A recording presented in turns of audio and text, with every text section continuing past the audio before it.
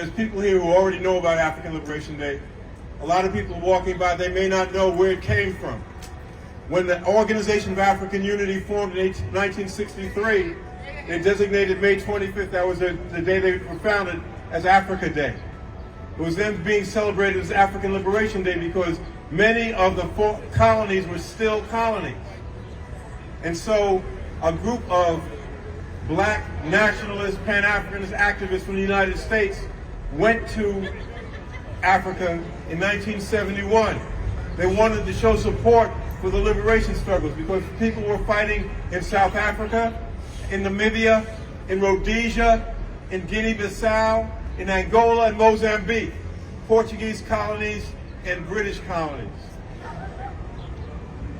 They met with people who were involved in the liberation struggle. They met with people who were armed combatants. And they said, what can we in the United States, what can black people in the United States do to support what's going on? We'll send fighters, everything. They said, we don't need fighters. We need support. We need you to fight in the countries that you come from to give us some back. We need you to push for boycotts. We need you to prevent legislation that allows the United States, because all during the struggle against apartheid, the United States supported South Africa. The great democratic United States supported South Africa. Sometimes they did it outright, sometimes they did it by substitution. They would let NATO provide support for South Africa. They provide support to Portugal, which was the poorest country in Europe, by letting NATO take over some of their responsibilities so they could devote their limited budget to killing freedom fighters in Guinea-Bissau, Angola, and Mozambique. That's right.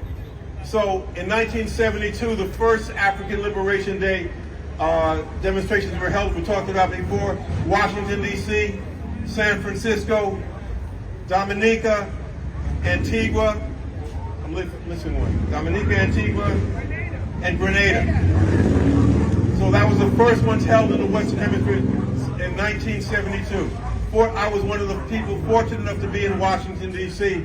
then in 1972. A group was formed called the African Liberation Support Committee.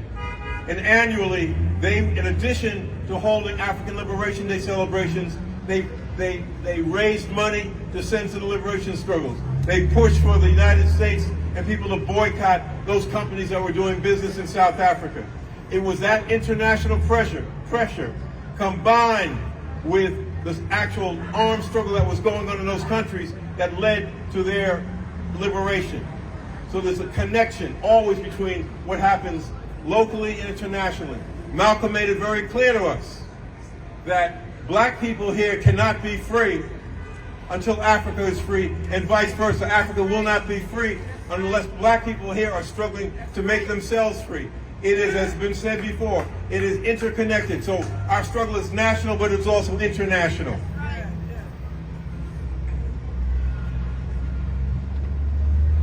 The British colonized their colonies in one way.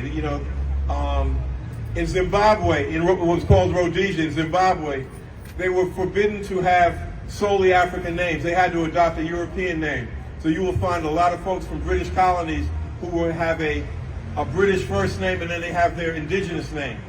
The French did it a little differently. The French told their colonial subjects that they were really French.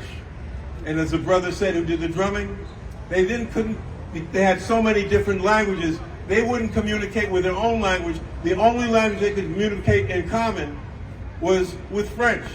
Now bear in mind, the French colonies were artificial creations.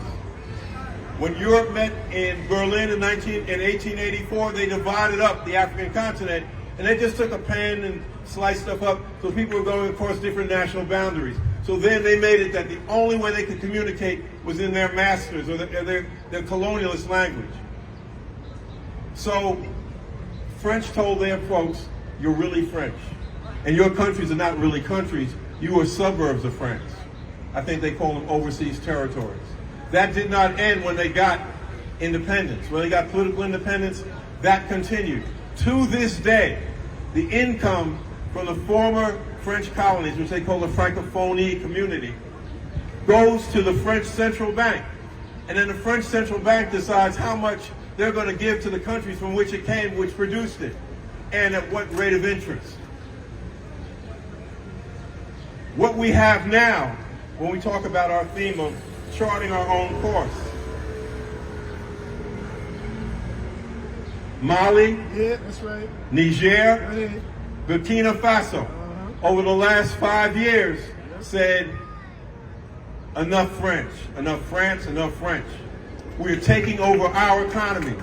They overthrew the government, which were puppet governments. You know, when Wally talked about our elected representatives who have allowed this ethnic cleansing of our community to occur, they said, we're taking them out, we're pushing them out. And so you now have resistance. They are charting their own course. That's right. And they said, France is out, stay out, get out, don't come back. And they're being put under tremendous pressure because of that, but they are resolute. So what we see is a change occurring in Africa in terms of independence is not simply political, but it's economic. Africa's independence was also demonstrated, if you remember, after the invasion after Russia invaded the Ukraine and went into the Ukraine, the United States wanted the United Nations to pass a resolution condemning Russia. Of course, they expected African countries to go along with it because African countries had gone along with a lot of their stuff before.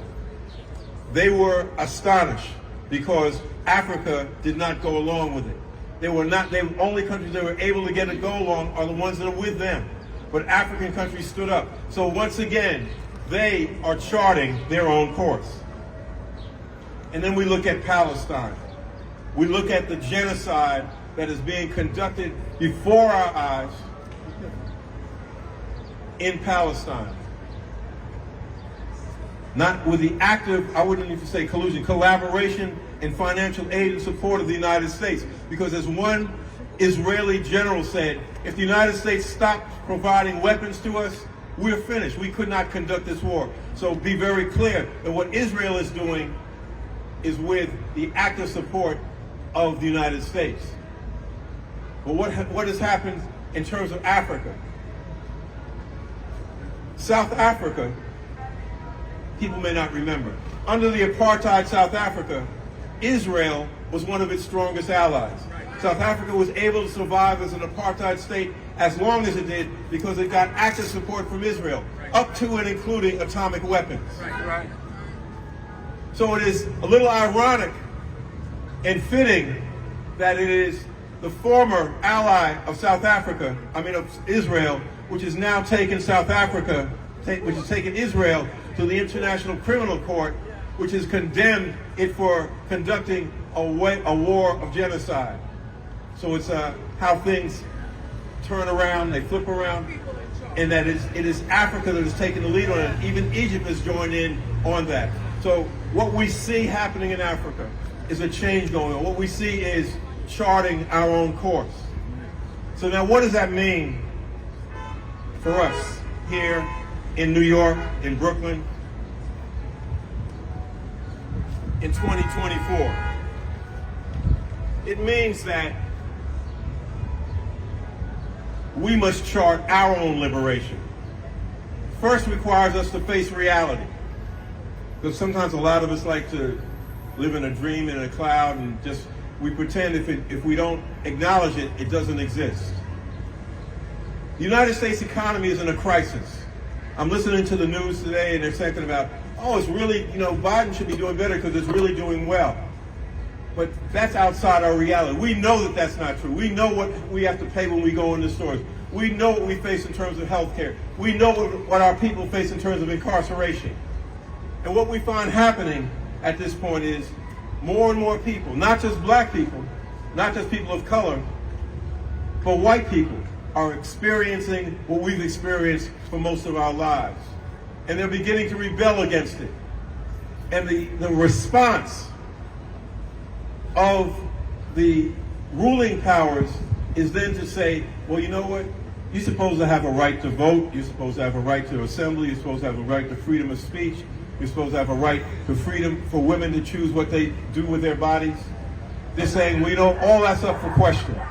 All those so-called rights, which were never given, which were fought for and people died for, all those rights are being attacked on every level, from the federal government down to the lowest level of town and municipality.